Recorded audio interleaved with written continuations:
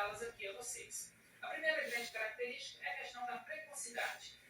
Os superdotados normalmente manifestam a capacidade, uma habilidade, antes do tempo esperado, antes da idade cronológica prevista, como aquela criança que começou a ler mais rápido, mais cedo, como aquela criança que domina alguma habilidade motora também antes do tempo, habilidade textual precoce, habilidade musical, enfim.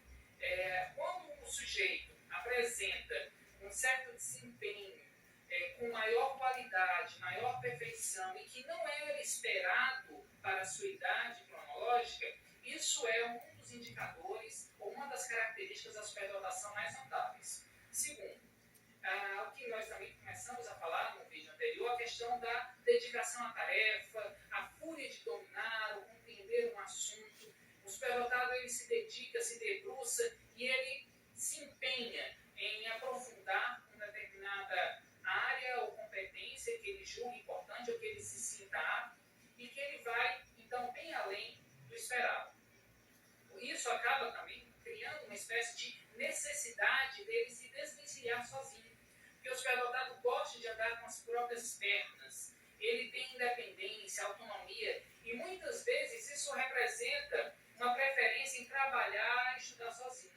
Então, quando você vê uma criança, um adolescente que lá na sua escola está se dedicando, e muitas vezes sozinho, na compreensão de um determinado tema, que muitas vezes difere dos seus pais, que ele está avançado dentro da sua idade cronológica, isso pode ser um indicador de altas habilidades, né?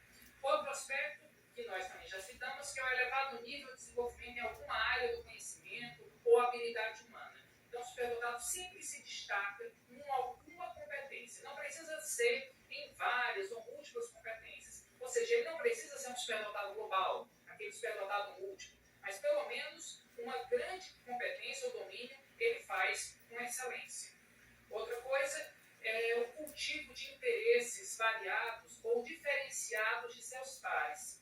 Então, aquela criança de 10 anos que está preocupada normalmente com temas adultos, mas como política, violência, corrupção, fome, degradação ambiental, essa criança ela está destoando da média, ela está com um interesse muito além do que seria esperado, ou bem divergente do que seria esperado. E muitas vezes, por causa disso, essa criança tende a associar com pessoas mais velhas, em busca de mais fomento, mais informação, um feedback para suas anseios, suas angústias, suas dúvidas, mas também pode se aproximar de pessoas mais novas, porque com as pessoas mais novas, ela não vai sofrer o crivo da crítica que ela sofre com os seus pares. Por exemplo, uma criança de 10 anos, que ao mesmo tempo discute política, mas que está brincando com uma criança de 5 anos, que não lhe critica, que não lhe ataca com relação aos seus interesses, ritmos, estilos de aprendizagem, enfim.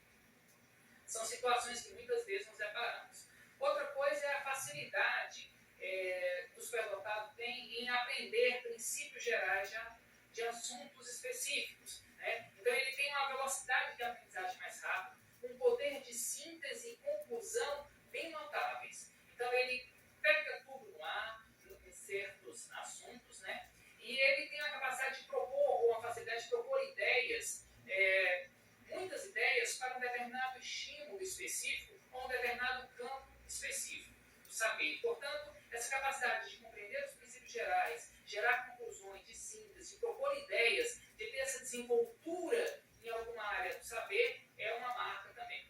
Outra característica que se associa dentro do aspecto cognitivo é o elevado grau de observação ou de percepção. Então, o superdotado ele tem um grau de acuidade, eu diria até hiperacuidade, para perceber nuances, podem ser nuances textuais, de um fenômeno físico que ele observa, de um fenômeno biológico, de uma música, de uma produção artística, enfim. Ele tem esse olho clínico dentro da sua competência bem mais refinado. Outra característica é que ele tem uma preferência por jogos que desafiam, jogos de estratégia. Ele não se acomoda com jogos repetitivos, que enfadam. Ele prefere estar sempre sendo desafiado e um jogo que sempre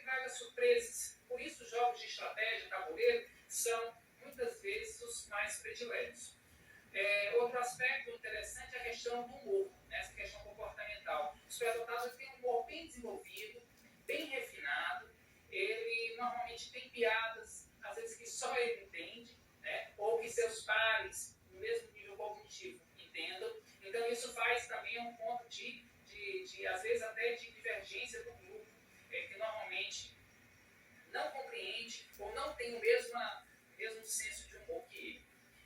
Isso acaba ratificando a questão do elevado nível de pensamento, muitas vezes de curiosidade, que o superdotado apresenta. E outro aspecto também bem interessante é o elevado nível de memória. Todo superdotado tem uma boa memória. Né? A memória seja de curto prazo, seja de longo prazo. E dentre essas memórias eu destaco especialmente a variável semântica, ou seja, a memória textual, muitas vezes ela se destaca.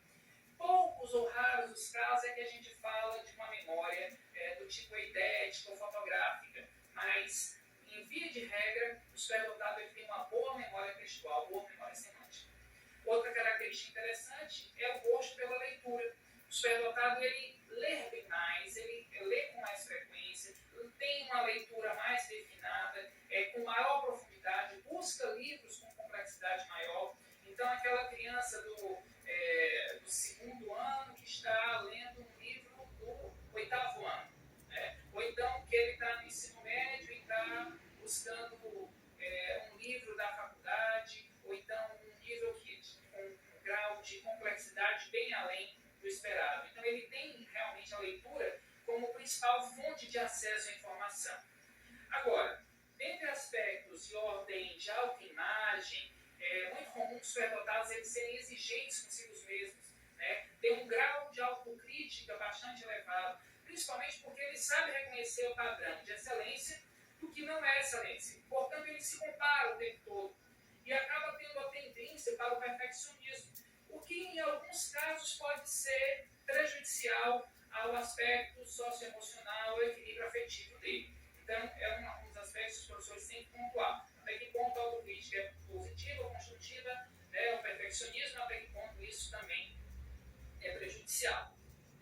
Nós já também citamos outro vídeo, mas eu ratifico aqui, o elevado nível de pensamento divergente e criatividade, nessa forma oblíqua de ver o mundo, essa forma curva, inusitada, não óbvia, de interpretar e reinterpretar os fenômenos, conceitos, enfim, de criar alternativas diferentes para solucionar o mesmo problema. Né?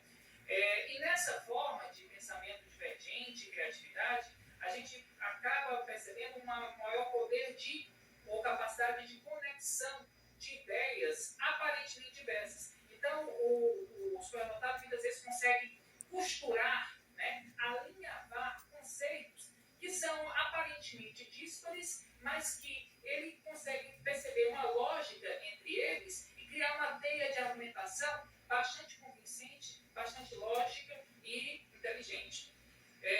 Outro aspecto que muitas vezes as pessoas desconhecem é que o superdotado tem um grau maior de sensibilidade a injustiças, a incoerências, seja no campo pessoal ou no campo social. Então, ele se indigna com mais veemência, ele se envolve com mais força e com argumentos muito mais sólidos e consistentes para justificar por que ele não aceita uma determinada situação de injustiça social, de incoerência argumentativa. Então, quem tem a visão do superdotado como aquele sujeito altamente racional, às vezes frio, deve rever seus conceitos, porque não é isso que nós encontramos ao longo dos anos de estudos, de pesquisas no campo. Tá? O superdotado, dessa forma, ele também tem como característica a não aceitação de afirmações, respostas ou avaliações superficiais. Ele critica, ele contesta, ele vai além, ele não se conforma, né, com o que for superficial ou que não tenha consistência.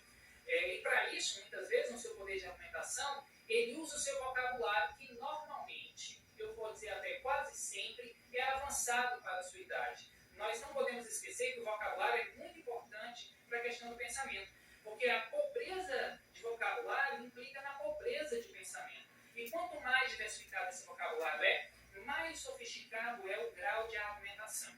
Agora, é claro, deve dessas características, uma que chama muita atenção é que é o assincronismo de capacidades ou de competências.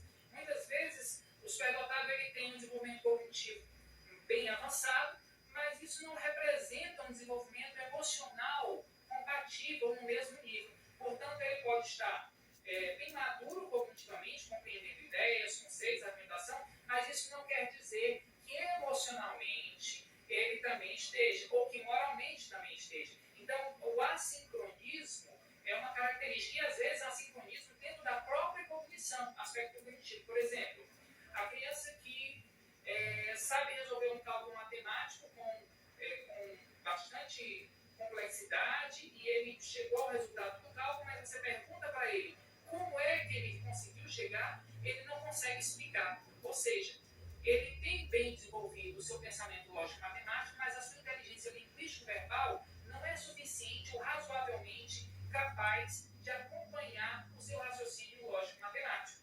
Então, dessa forma, a superdotação ela tem essa paleta de cores, né? esse amplo espectro de características, e nós aqui fizemos hoje uma visão panorâmica desse fenômeno, dentro da caracterização geral, e buscaremos nos próximos vídeos continuar discutindo, avançando,